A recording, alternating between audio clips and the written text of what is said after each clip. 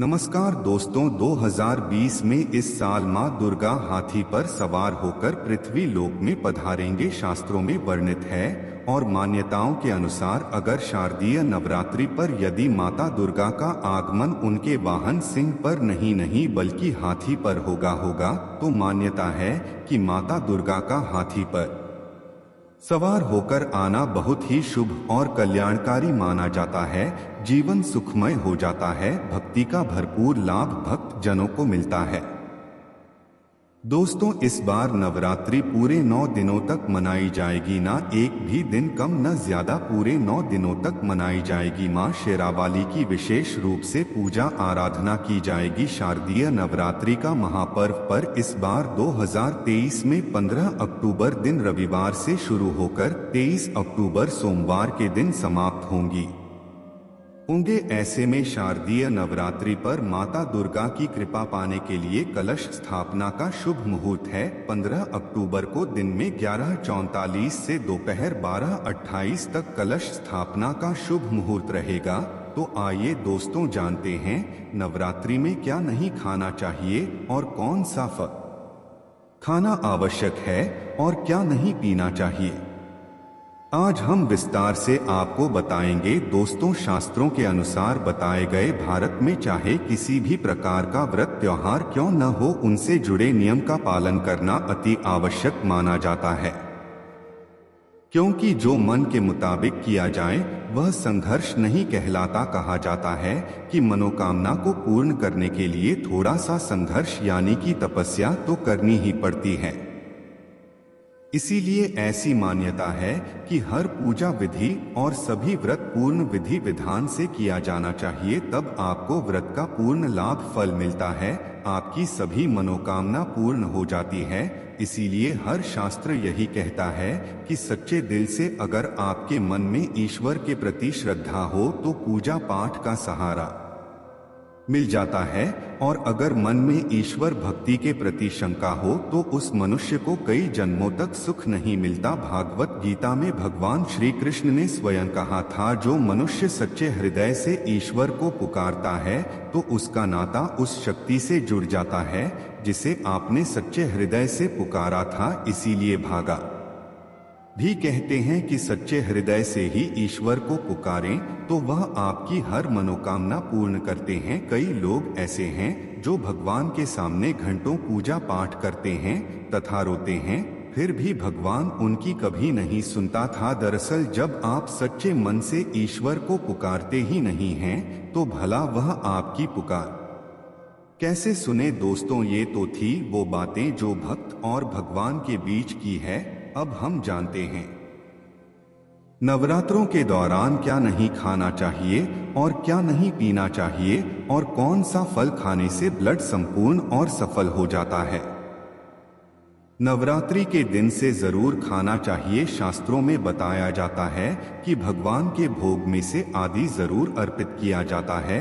अगर आपका व्रत है तो आपको से जरूर खाना चाहिए। केला, पपीता, तरबूज और मेकी अंगूर जरूर खाना चाहिए। इन फलों से व्रतधारी को शक्ति मिलती है और व्रत संपूर्ण हो जाता है। शास्त्रों में बताया जाता है कि नवरात्रों के दिनों में सीताफल जरूर खाना चाहिए। सीताफल खाने से बीमारियां हैं जो खत्म हो जाती हैं। माना जाता है कि नवरात्रों के दिनों में सीताफल का घर में प्रवेश होना बड़ा ही शुभ माना गया है। सीताफल खाने से नवरात्रि का व्रत सफल हो जाता है, क्योंकि इसमें माता सीता का आशीर्वाद मिला हुआ होता है। नवरात्रि के दौरान इसे जो भी खाता है उसे दुखों का सामना नहीं करना पड़ता। सीताफल आपको जरूर खाना चाहिए। दोस्तों, नवरात्र में व्रतधारी को डब्बा बंद लस्सी, डिब्बा बंद जूस नहीं पीना चाहिए। उसमें कई केमिकल मिले होते हैं जिसके कारण आपका भ्रम टूट सकता है।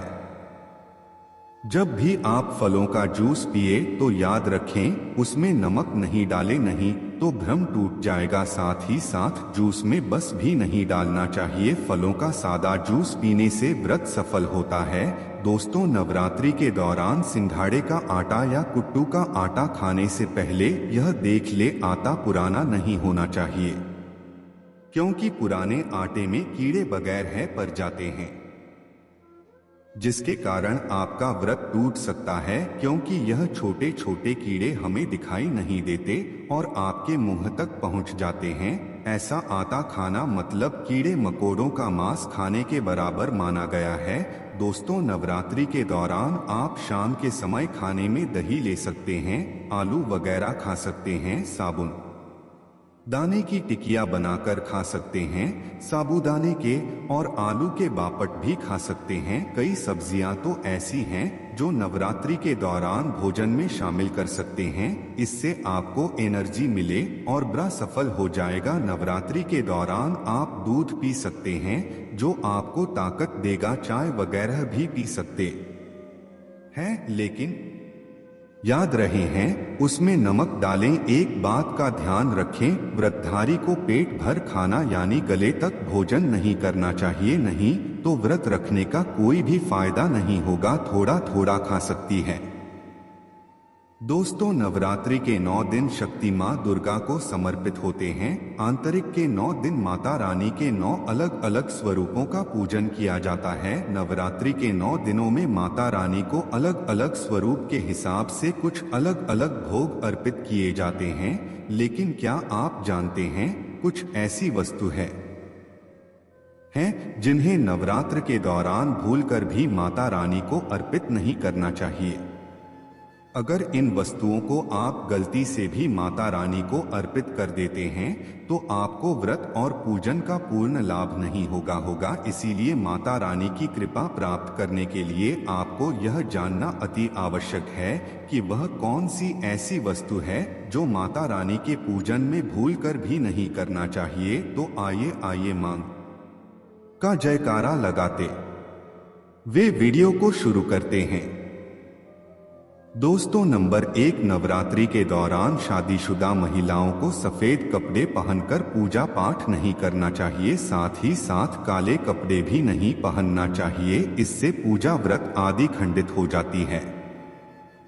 माता की चौकी जब आप लगाएं तो उसके नीचे कागज नहीं लगाना चाहिए। माता की चौकी हमेशा लाल कपड़ा बिछाकर ही बनाना चाहिए। हमेशा याद रखें, नवरात्रों की इन 9 दिनों तक व्रतधारी को अपना आसन मां की चौकी के आगे ही लगाना चाहिए और वहीं पर आपको सोना चाहिए। मंदिर को नवरात्रों के दौरान अकेला ना कि छोड़ा जाता बहुत ही अशुभ माना जाता है।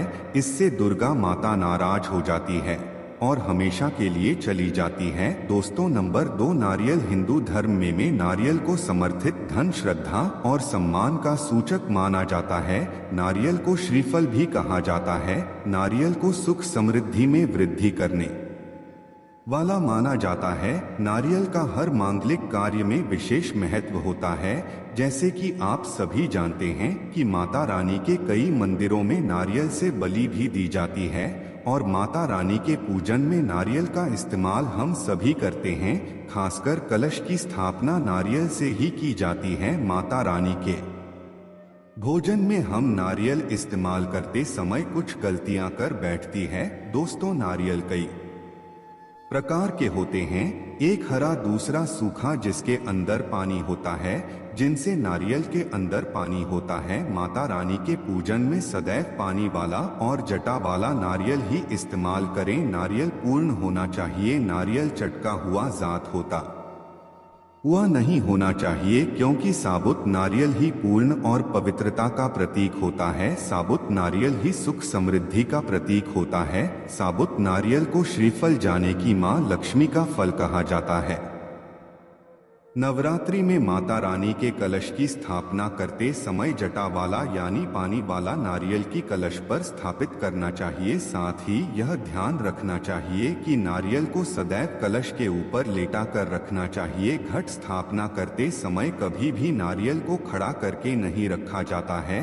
नारियल को सदैव लेटाकर कलश पर रखा जाता है। साथ ही नारियल को स्थापित करने से पहले आप नारियल को लाल कपड़े में लपेटकर उस पर तिलक करके और फिर लाल चुनरी ओढ़ाकर आप नारियल को कलश के ऊपर स्थापित करें। शास्त्रों के अनुसार कलश के ऊपर जब सही तरीके से नारियल रखा जाता है और सही प्रकार का नारियल रखा जाता है, तभी ही पूजन का पूर्ण फल होता है।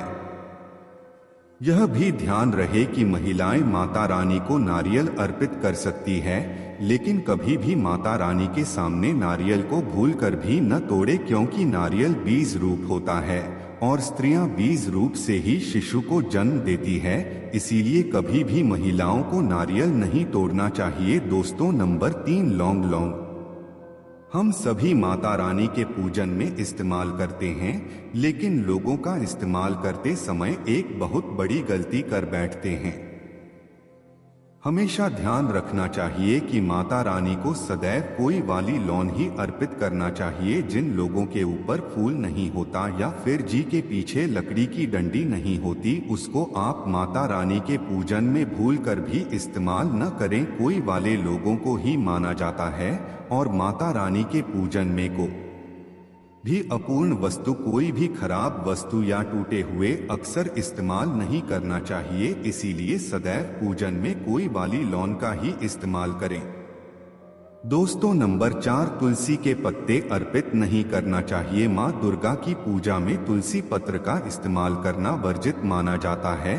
तुलसी पत्र के अलावा आंवला भी माता रानी को अर्पित नहीं करना चाहिए और दूर वह भी माता रानी को अर्पित नहीं करना चाहिए। दूबा भगवान श्री गणेश को अति प्रिय है। नवरात्रि में आप भगवान गणेश को दूर्वा अर्पित कर सकते हैं। भगवान विष्णु जी को तुलसी के पत्ते अवश्य अर्पित कर सकते हैं, लेकिन माता रानी को भूलकर भी तुलसी के पत्ते या दूर्वा अर्पित न करें। माता रानी को सफेद फूल भी आप इतना करें माता रानी को सदैव लाल रंग के फूल अर्पित करने चाहिए। लाल रंग के फूल रानी को अति प्रिय है, खासकर माता को गुड़हल और कमल के फूल अति प्रिय है। शास्त्रों में बताया जाता है कि घर में माता रानी की 2 या 3 मूर्तियां या फोटो नहीं होनी चाहिए। इस बात का भी आप विशेष ध्यान रखें कि माता रानी के पूजन में कोई भी खंडित चीज इस्तेमाल न करें। खंडित चीज जैसे कि छत का हुआ या टूटा हुआ दीपक या फिर चटका हुआ कोई बटन। साथ ही यह भी ध्यान रखें कि लोहे के और प्लास्टिक के बर्तन माता रानी के पूजन में इस्तेमाल न करें, क्योंकि प्लास्टिक के चाइनीज बटन हड्डियों के पाउडर से मिलकर बनते हैं। ऐसा न करें।